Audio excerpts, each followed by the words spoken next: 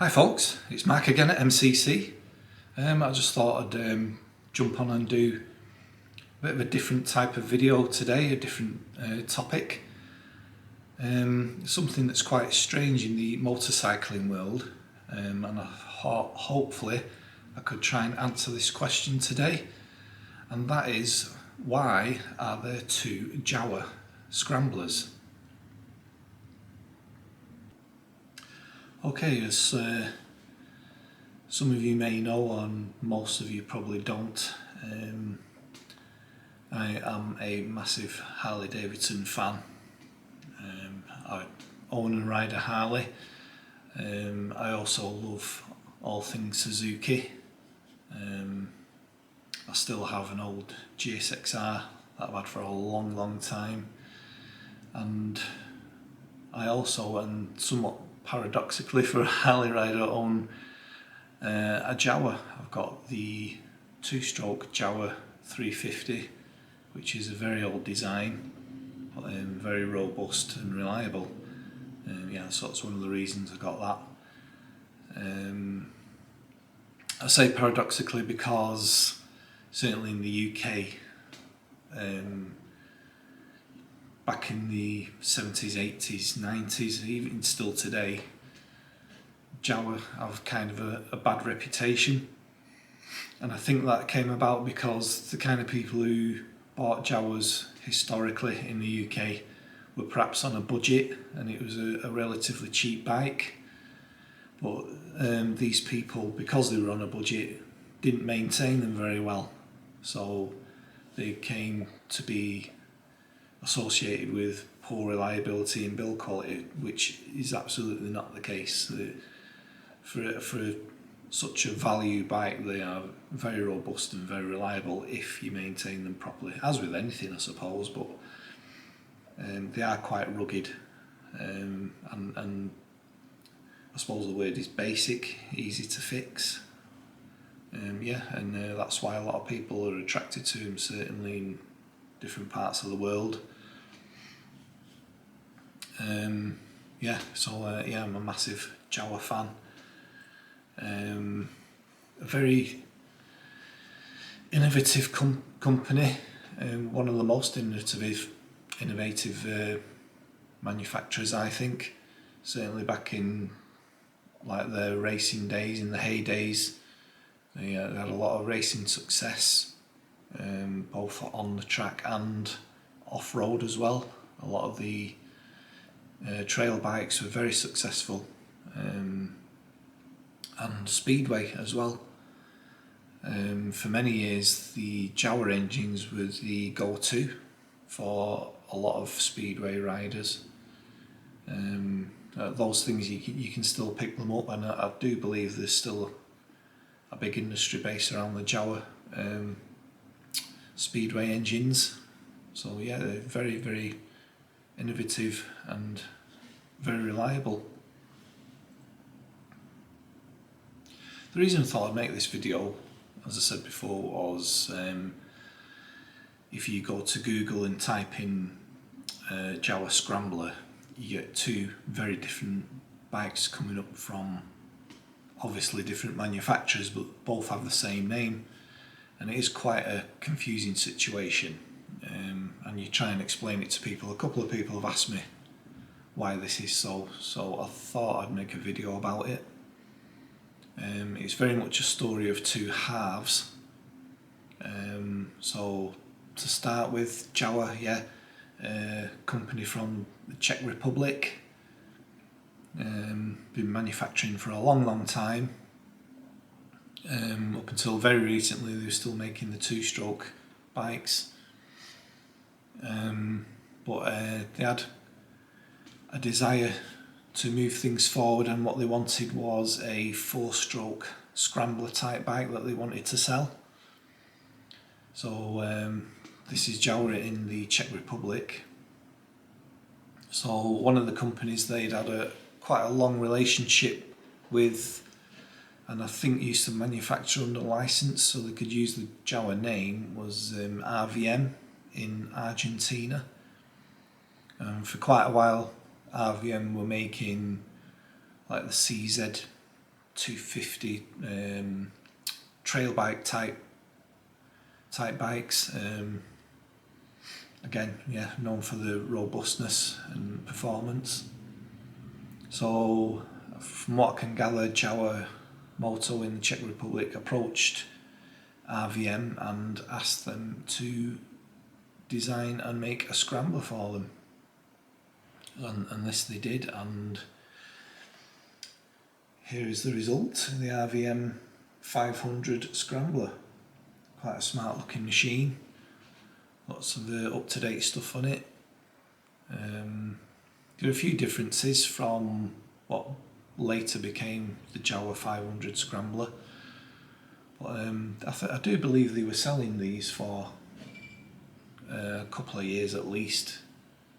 I think they're actually still on the Jawa Motor website, but I think things must have gone sour there because Jawa Moto then moved away from RVM and approached a company called Bristol, who are based in the Philippines. I'm not sure why they're called Bristol.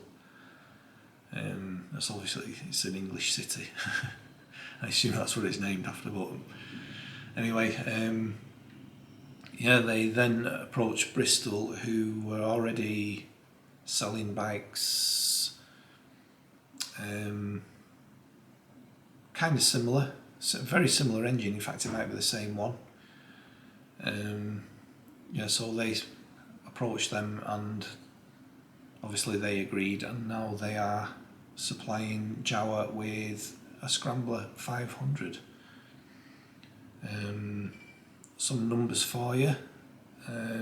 It's 500cc parallel twin, liquid cooled, 4-stroke engine. It's a 6-speed box, and I'm not a great numbers guy for stuff like this because when you ride the bike it's the feel that counts, but power wise it's chucking out 32 kilowatts and 40 newton meters of torque at around 6,000 rpm. It's got a lot of trick stuff in it. It's got twin disc brakes on the front, it's got a single-sided swinging arm, monoshock, all that sort of stuff. All the lights are LEDs. One of the most trick things about it, and something that I really like about it, is that it's got tubeless spoke wheels on it, which is something that Harley Davidson have also adopted for their Pan America. I think they look really good. It is something that I really like. Yes, quite a trick piece of kit. It comes in 2 colours. You've got your green and your red. I say quite a confusing situation. You've got a Czech company with a bike being sold from a company in the Philippines that are called Bristol. But strangely enough, just to throw something else in the mix, the engines, well, most of the bike I believe is actually manufactured in China. So whether they're assembling in the Philippines or just importing and selling from there, I'm not too sure, but I imagine most of it is done in China. So there you go, you've got a Czech company, the original company, who are now buying through a company in the Philippines a Chinese made bike.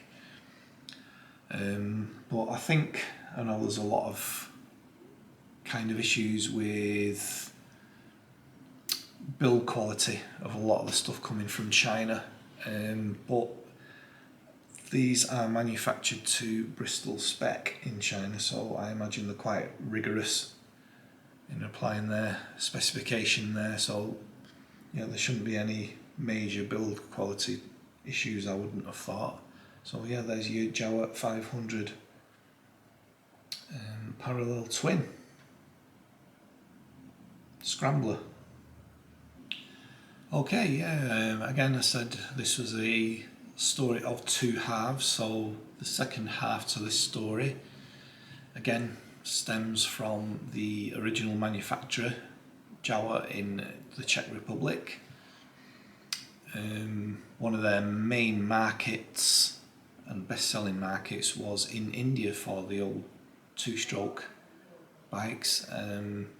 So instead of shipping everything halfway across the world, from what I can gather, they decided to set up a factory in India and manufacture there.